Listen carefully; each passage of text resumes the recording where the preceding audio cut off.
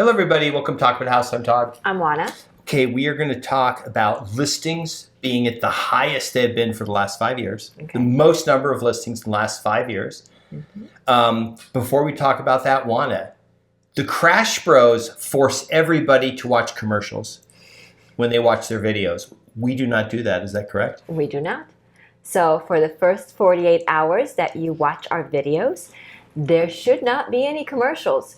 After 48 hours, there will be commercials if Todd remembers to turn them back on. And if you watch the video over many, many times, there's a hidden message. And if you find the hidden message, put it in the comments. Yes, let us know. Okay. We're just going to jump into this chart. Okay. We're going to jump right in. I've got a bunch of charts, bunch of data.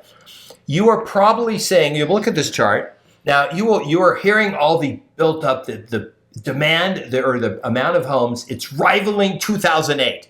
First of all, it's not even close. There have been some fake charts that Crash Bros have put together, but they're not actually accurate. Yes, we have more homes available than we have basically the last 5 years, which were the lowest amount of homes available probably since the 1980s when the country was like a third smaller, right? Right.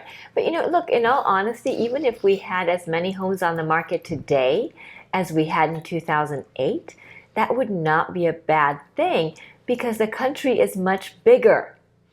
Okay, it's much bigger. We could all do with some choice. When you look at this, I just want you to put this in perspective.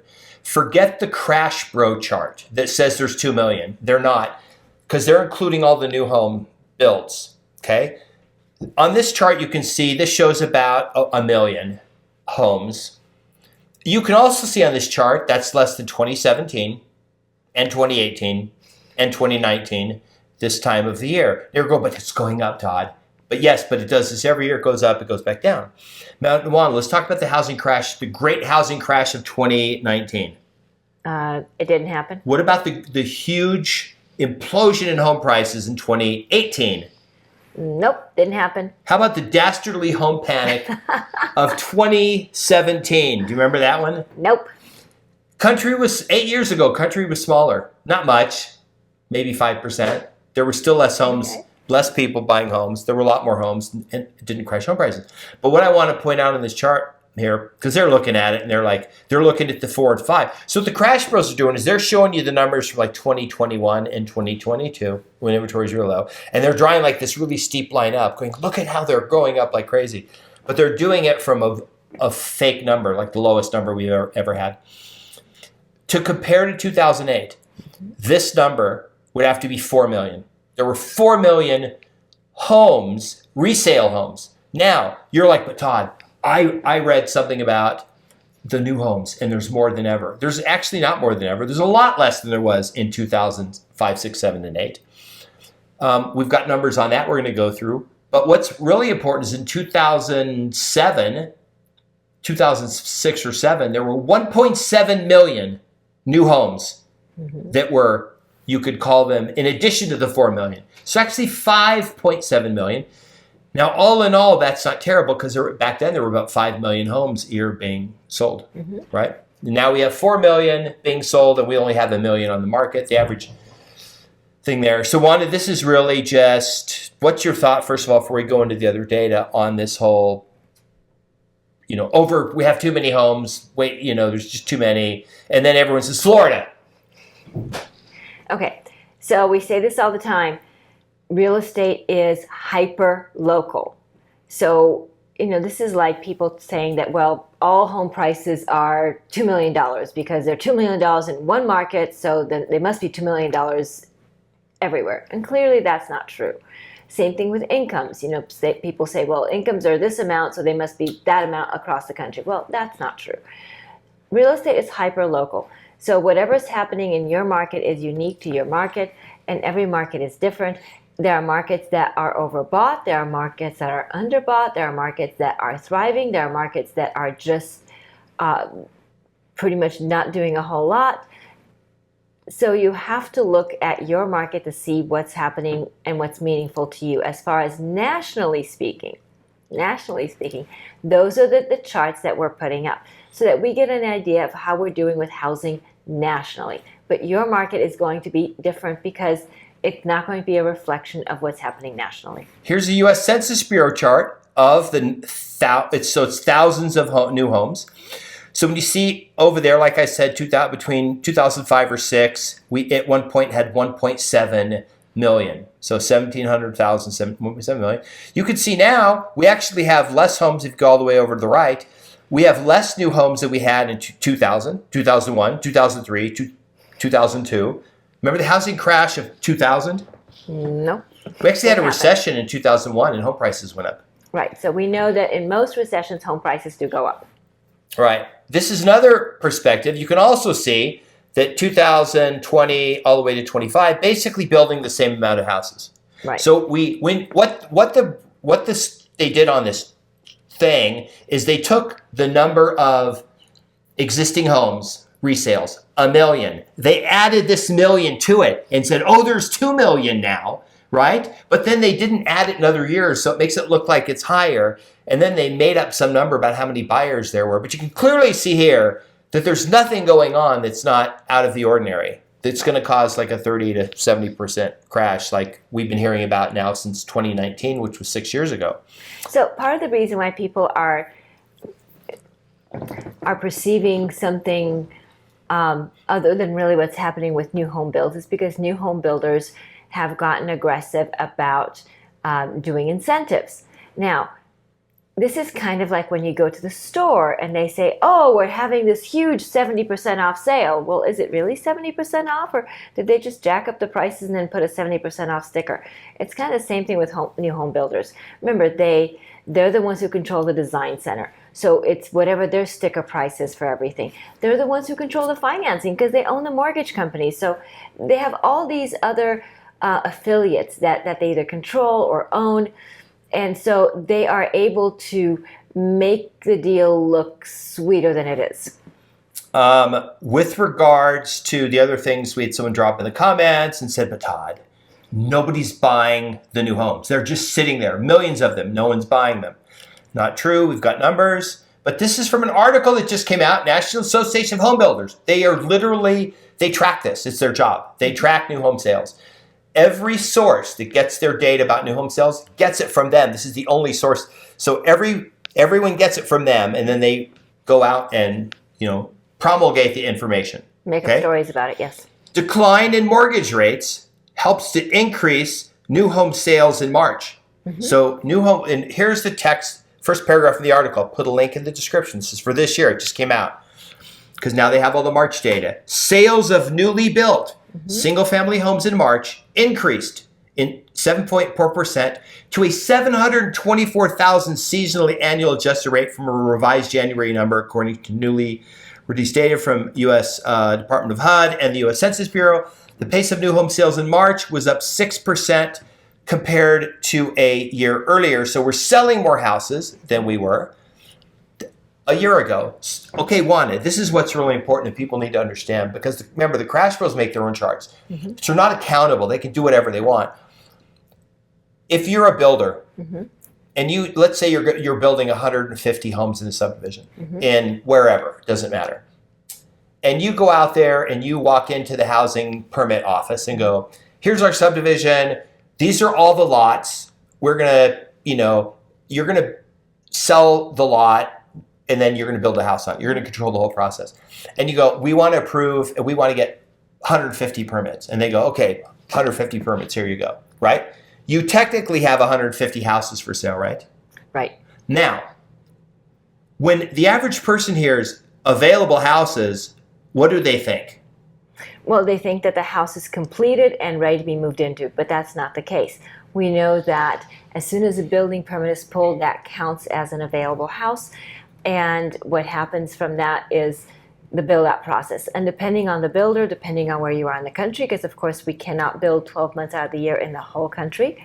So try building 12 months out of the year in Michigan, Minnesota, even New York, and some of the other states like Illinois and places like that. You can't build year-round because the weather doesn't allow for that. So you've got all these homes that are on the books, but they're not finished. They're not ready to be turned over to an end user. And that's really what we're talking about. Inventory is actually homes that are ready to be turned over to an end user. These numbers don't reflect that. These numbers reflect both homes that are ready for an end user and homes that will be at some point ready. And that may be 9 months or longer down the road. This is what I suggest you do if you're a crash bro, and that's or crash girl. What do you call a crash girl? Crash gal? No, I think they're crash bros. They're crash bro. You're a crash bro. Okay, it's a gender neutral term. There you go. Crash bro. Find a local home builder, like a national one, and call them and go, okay, I know you've got dozens, if not hundreds of houses sitting on the market that are not selling. I want to know what kind of deal you'll get me on one of these that I can move into tomorrow. If you did that, what do you think you would hear if you called them up and said that? Well, I think you would hear about a few homes that they have ready to go, Okay. But not a whole lot of them. Mm-hmm. Because remember, they build homes in phases, right? And each subsequent phase tends to cost more than the preceding phase. Mm-hmm. So we've got that. Now, home builders would not be able to raise prices from phase to phase unless homes were selling. The other thing to keep in mind is that phases tend to be relatively small. So they'll release, depending on the home builder, anywhere between maybe 3 lots to maybe 12 lots, but not a whole lot more, because they want to be able to, as they complete homes and as they release new phases, they want to be able to increase the price.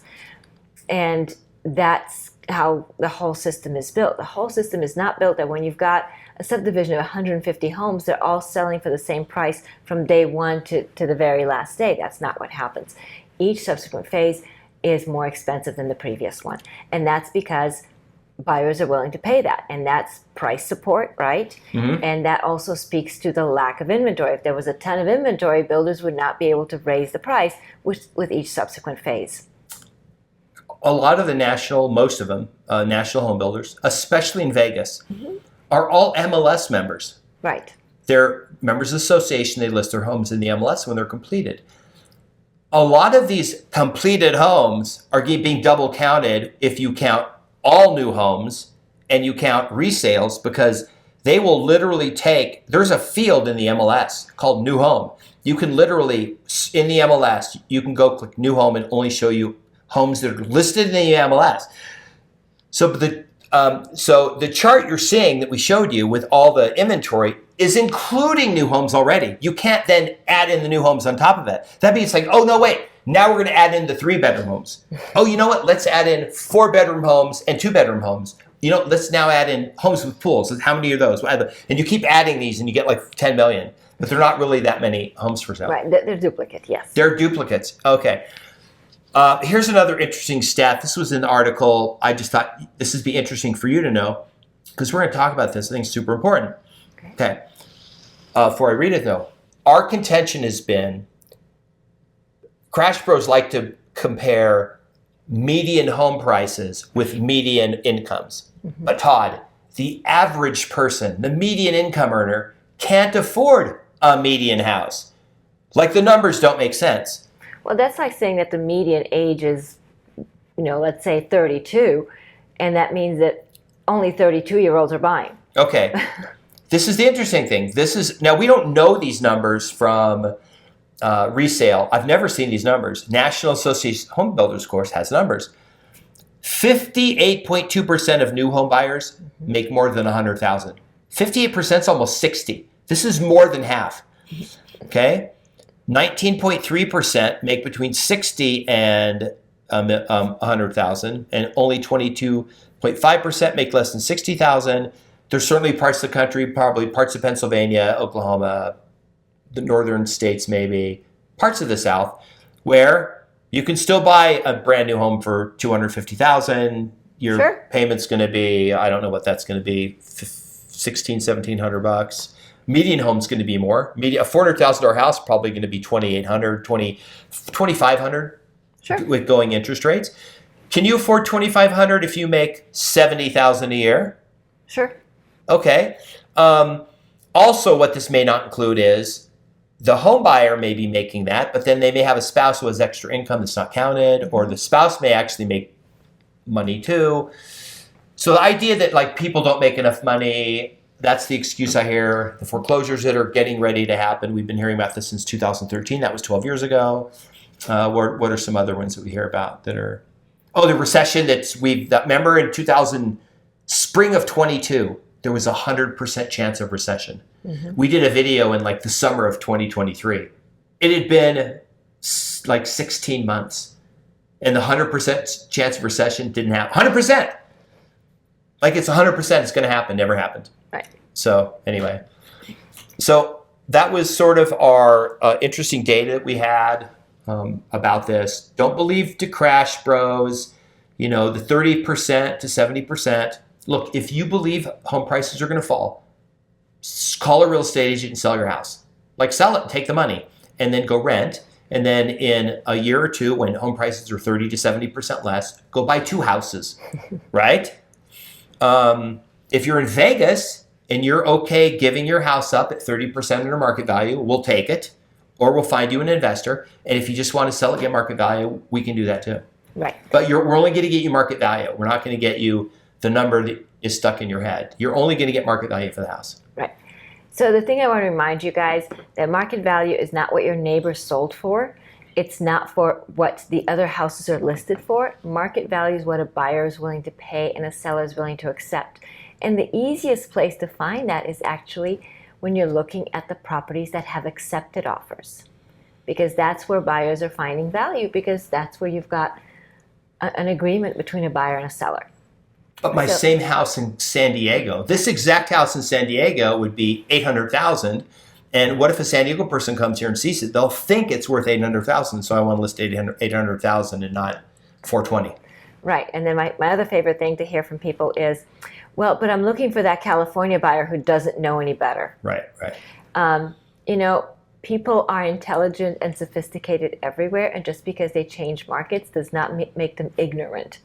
So buyers will know what properties are worth in each market where they're shopping, and they will pay accordingly. So just keep that in mind. Yeah, I wish I could take Vegas prices and superimpose those on houses in San Diego. There you go. That would be pretty nice to do that. Oh my gosh. All right. Home prices are not falling in San Diego. All right, so we had fun making the video. I hope you had fun watching it. Please remember to subscribe, hit the notification bell, like the video, share the video. Leave us your real estate related comments, and we'll see you on the next video. Bye. Bye.